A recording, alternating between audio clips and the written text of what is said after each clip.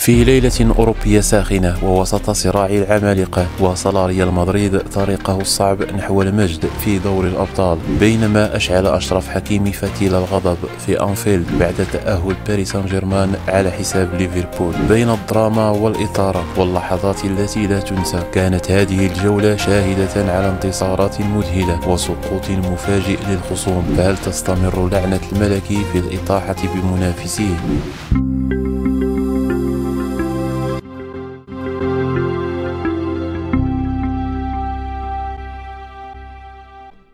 تمكن ريال مدريد من حجز مقعده في ربع نهائي دوري أبطال أوروبا بعد مواجهة نارية ضد أتلتيكو مدريد، فبعد فوزه ذهابا ب2-1 تعرض للهزيمة إيابا بهدف نظيف ليحتكم الفريقان إلى ركلة الترجيح، حيث ابتسمت للفريق الملكي ليضرب موعدا مع أرسنال في الدور المقبل. لم يكن طريق الريال سهلا، إذ تكبد 3 هزائم في مرحلة المجموعات، ما أجبره على خوض ملحق التأهل، لكنه نجح في تجاوز الصعاب وأثبت مجددا أنه الرقم الأصعب في البطولة التي يعشقها. وشهدت مرحلة المجموعات تذبذبا في نتائج الريال، حيث فاز في 5 مباريات، لكنه تكبد 3 هزائم أثرت على مشواره، وكانت الخسارة الأولى أمام ليل بهدف نظيف خارج الديار في الجولة الثانية، تالتها هزيمة أخرى أمام ميلان ب3-1 في مدريد، ثم خسارة جديدة أمام ليفربول ب2-0 على ملعب أنفيلد. وتسببت هذه النتائج في إنهاء الريال للدور الأول في المركز 11 برصيد 15 نقطة، ما أجبره على خوض ملحق التأهل إلى ثمن النهائي بدلا من التأهل المباشر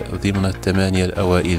وبدأت المواجهات الصعبة للريال بملاقاة مانشستر سيتي في الملحق، حيث استغل الفريق الإسباني تراجع مستوى كتيبة بيب غوارديولا هذا الموسم ليحقق الفوز ذهابا في الاتحاد ب3-2 ثم يحسم الإياب في مدريد ب3-1. وفي ثمن النهائي اصطدم مجددا بأتلتيكو مدريد في ديربي ناري، تمكن فيه بصعوبة من خطف بطاقة العبور بفضل ركلة الترجيح ليؤكد أنه الرقم الأصعب في البطولة التي يعشقها. لم يكتفي الريال بتخطي خصومه، بل أصابت لعنة غريبة كل الفرق التي ألحقت به الهزيمة في مرحلة المجموعات. ميلان خرج مبكرا من الملحق بعد سقوطه أمام فاينورد ذهابا ب0-0 وتعادله إيابا ب0-0. ليفربول رغم تصدره مجموعته ودع من ثمن النهائي أمام باريس سان جيرمان بركلة الترجيح بعد تبادل الفوز ب0-0 ذهابا وإيابا. ليل تعادل مع بروسيا دورتموند ذهابا ب0-0، لكنه خسر على أرضه ب2-1 ليودع المسابقة. في المقابل يواصل ريال مدريد طريقه بثقة نحو اللقب، متطلعا إلى الإطاحة بأرسنال وإضافة اسمه إلى قائمة ضحاياه في البطولة. وفي مواجهة أخرى ضمن الدور ثم النهائي، كان المغربي أشرف حكيمي أحد أبرز نجوم تأهل باريس سان جيرمان إلى ربع النهائي على حساب ليفربول في لقاء شهد الكثير من الجدل. وحجز باريس سان جيرمان بطاقة التأهل بعد الفوز بركلة الترجيح ب4-1 بعد تبادل الفريقين الفوز ذهابا وإيابا بهدف دون رد،